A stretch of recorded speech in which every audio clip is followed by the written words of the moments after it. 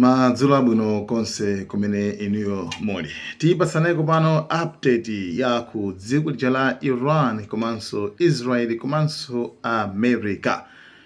So pano zimene ife timakhala kukamba nthawi zonse makamaka ndi zimene zikululika pa katali pano. By the way, lero ndi pa 14 June 2026 komano date ya pa 14 June ndi date so imene Donald J. Trump adad ndi date imene iwo adabadwa. So amafuna apange connect date imeneyi komanso date imeneyi amafuna so asaineso deal ndi dziko lija la Iran. So anthu adaba kwambiri adaona news yonena kuti Iran yavomera makamaka kuti anyway chabwino ife sitingakhale ndi nuclear, sitikufuna kupanga nuclear, bomba la nuclear.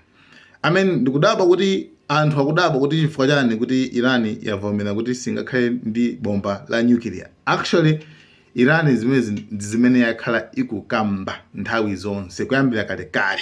You understand? Kuyambira kale yakhale kunena kuti ife sitikufuna bomba la nuclear. You understand? Komano just in case iwo amangofuna kuti okay, even anauzana kale kuti tatulutsa lamulo fatwa amati right kuti bomba limene ndiloyipa ndilo satana ndiloopsa. So why tikuyenera kusunga bomba ngati limene lili, koma just in case amasunga be uranium ndikumapangira zina ndi zina. So anyway, so Trump Israel zonsezo amamva amadziwa kuti Iran ikunena kuti singakhale ndi bomba la nuclear. Komano why pakadali pano yapeza zoti Iran yanena kuti chabwino ife sitingakhale ndi bomba la nuclear. Chimene chitika apa ndi kuvomera kwa America kuti chabwino mukuti simungakhale ndi bomba la nuclear, chifukwa mawu amenewo ndi amene akhala kubweza nthawi ndi nthawi. Ndipo even America yakhalanso ikuyankhulanso kuti ifetu ngati ma CIA onse ofufuza anadziwa ananakala kuti Iran simeseranso kupanga build nuclear. Chabwino. So nkhani ili pano ikhale nino kuti Iraniyo simafuna kusaina pokhapokha patapezeka zinthu zimene iyo ikufuna. Ndiyesa kuti zinthuzo zatheka tsopano zimene amafuna yozo chaba kuti mkatikati mwa madilumo ndi amene tikufuna kuti tiyang'anemo kuti mkatimo makamaka America yavomera zinthu ziti zimene Iran zimene zapangisa kuti iwo mpakana Iran nikuti chabwa tisaina. You understand? So zikaululika tiona kuti ndizijani.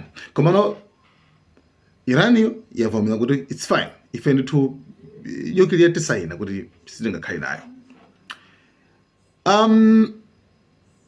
Pachifukwa ichi tinakambanso nkhani yokhuza ndi Israel sikufuna kuti nkhondo ithe chifukwa uwu ndi mwayi.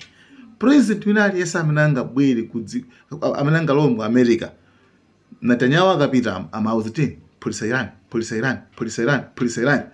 Iran sizimatheka.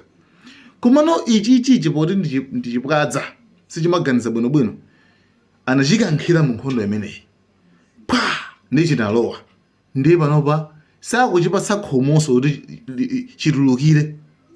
You understand? Sakuchipatsa khomo kuti litulukire mmene mu nkhondo imeneyi.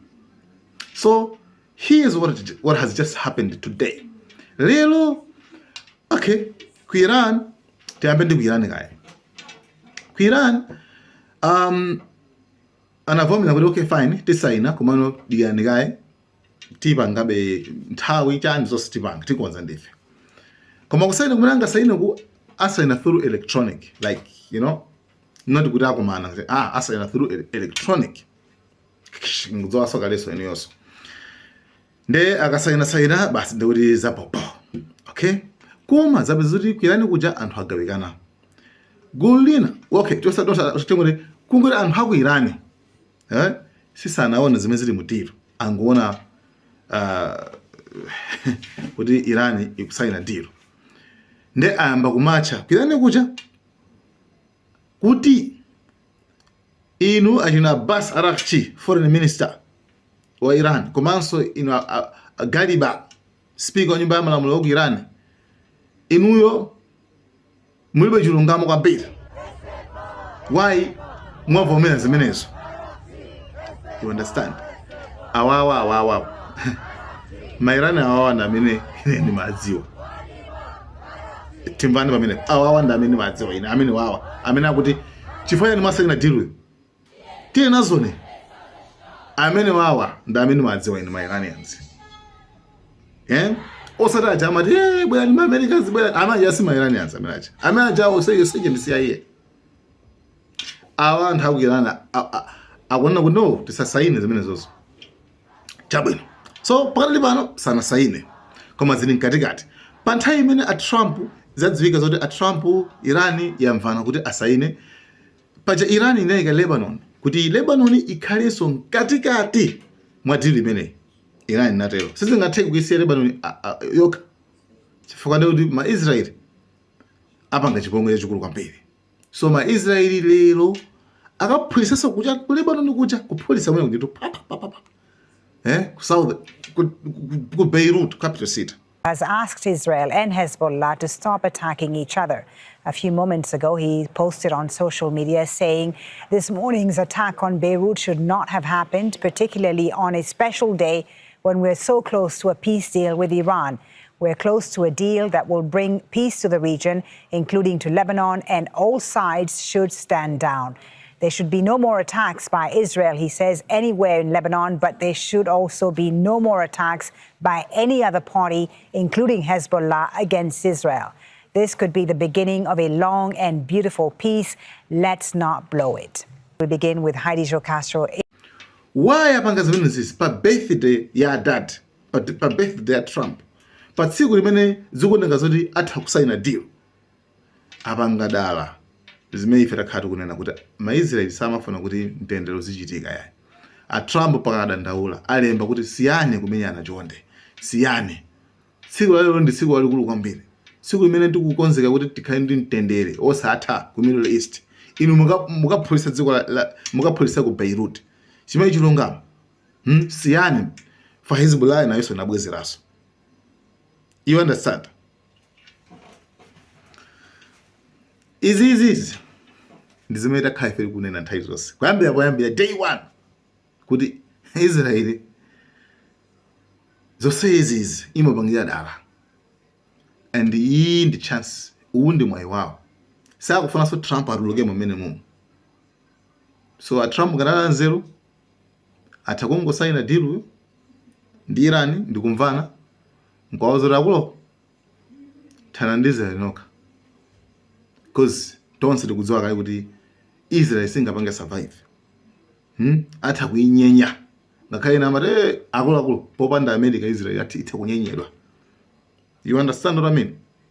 So nkhani ndimene tikuendera penepo Israel yabwereranso kusokoneza kuti zinthu zisachitike, deal isachitike. Tikuwuzani zosalira zamkatikati zimene zapangitsa kuti mpaka afike pa point imene iyi. Poyamba zimene zikatheka Iran ikarusa madilu za pantunda a Trump amazasintha. Mukudaba ndiye sapanopa abisakaye chifukwa Iran ine kuti sizingatheka kuti tisaine deal pokhapokha zinthu zingapo zitachitika. Ndi zinthu zimenezo zachitika amvana nanga zitheka pamenepo pamene tikafufuza bwinobwino tikuwuzani. By the way, uranium wa Iran kuja kumene anaphulisa ma Americans kuja kumene kuli uranium kuja, Iran yatcherako ma mines, yatcherako mabomba aja kuti kuponda kuphulikacha amene yatchera pamene kuchako in case kuti ena akatha kubwerako ndi adzaphulikire kuti adzaphulikire konko. Ndeti kafusana kuti pano tikuendera pati tikuendera pamenepo. Guys, thank you so much. Malawi Cameras.